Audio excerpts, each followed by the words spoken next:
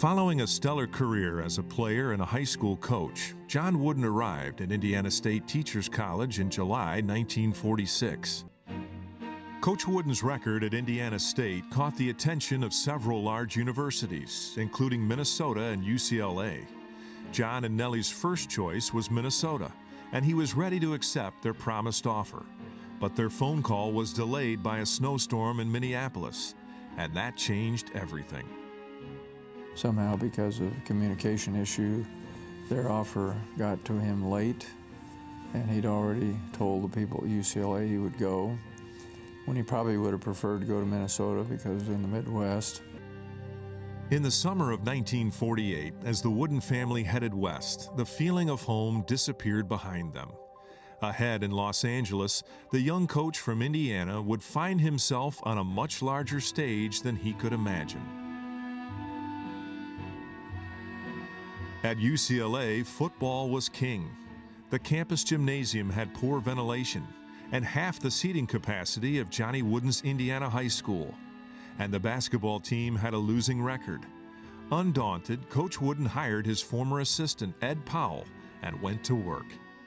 I don't think I've ever heard him or Ed Powell, his assistant, say anything about winning.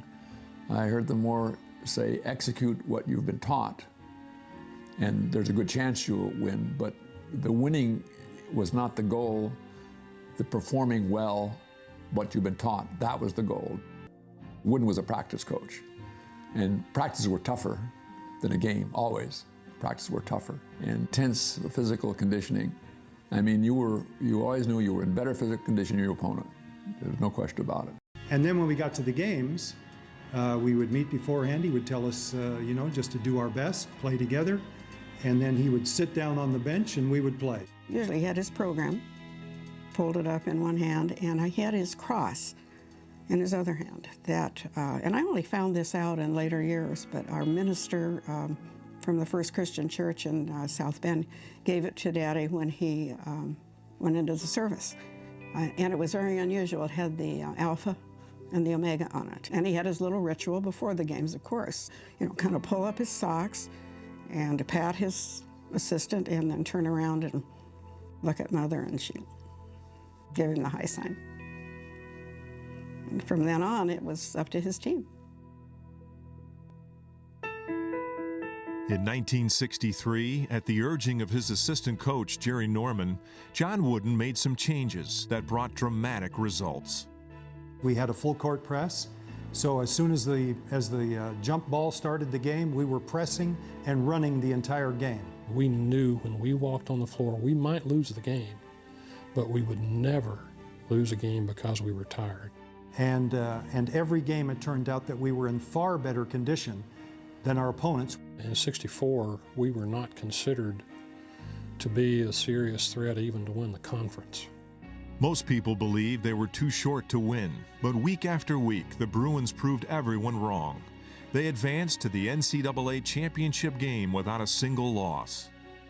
We were playing Duke, which was a considerably larger team physically than we were, and we were underdogs in the finals. After 29 straight wins, we were still underdogs. But we played a game, the same kind of game we played all year. We wore them out in the middle of the game. We had a run, and that's what won our ball games for us. The next year, UCLA repeated as national champions. During the following decade, the Bruins dominated college basketball in America, and Johnny Wooden struggled, as never before, with the pressure of success. Coach Wooden often quoted a favorite poem that helped carry him through the ups and downs of his remarkable career. It was the bedrock upon which he stood in the shifting sands of public acclaim. This crowd on earth, they soon forget. The heroes of the past, they cheer like mad until you fall. And that's how long you last. But God, He never does forget. And in His Hall of Fame, by just believing in His Son, inscribed, you'll find your name. I tell you, friends, I would not trade my name, however small, inscribed up there beyond the stars in that celestial hall, for any famous name on earth or glory that they share. I'd rather be an unknown here and have my name up there. Wouldn't we all? From his roots on a farm to the high-pressure pinnacle of coaching success, John Wooden tried to follow the advice and example of his father. When I graduated from a small country grade school in southern Indiana, he gave me a little card.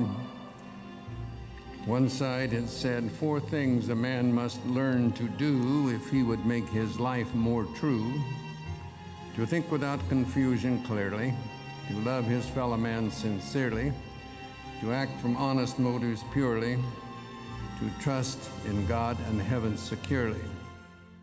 Every year brought new honors and awards to Coach Wooden. He received each one graciously, while always keeping in mind a favorite saying: talent is God-given, be humble. Fame is man-given, be thankful. Conceit is self-given, be careful. The man everyone called Coach always considered himself a teacher, and throughout John Wooden's life, his message never changed. Today is the only important day of your life. Yesterday's gone. It'll never change.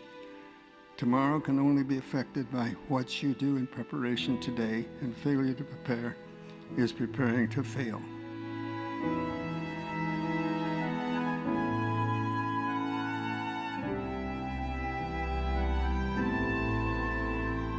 In Coach Wooden's autobiography, he said, quote, "I always tried to make it clear that basketball is not the ultimate. It is of small importance in comparison to the total life we live. There is only one kind of life that truly wins, and that is the one that places faith in the hands of the Savior. Until that is done, we are on an aimless course that runs in circles and goes nowhere." My favorite poet is me.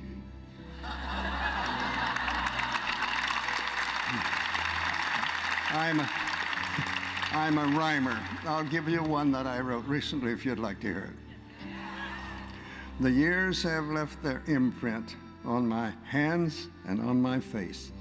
Erect no longer is my walk, and slower is my pace. But there is no fear within my heart, because I'm growing old. I only wish I had more time to better serve my Lord. When I've gone to him in prayer, he has brought me inner peace. And soon my cares and worries and other problems cease. He's helped me in so many ways. He's never let me down. Why should I fear the future when soon I could be near his crown?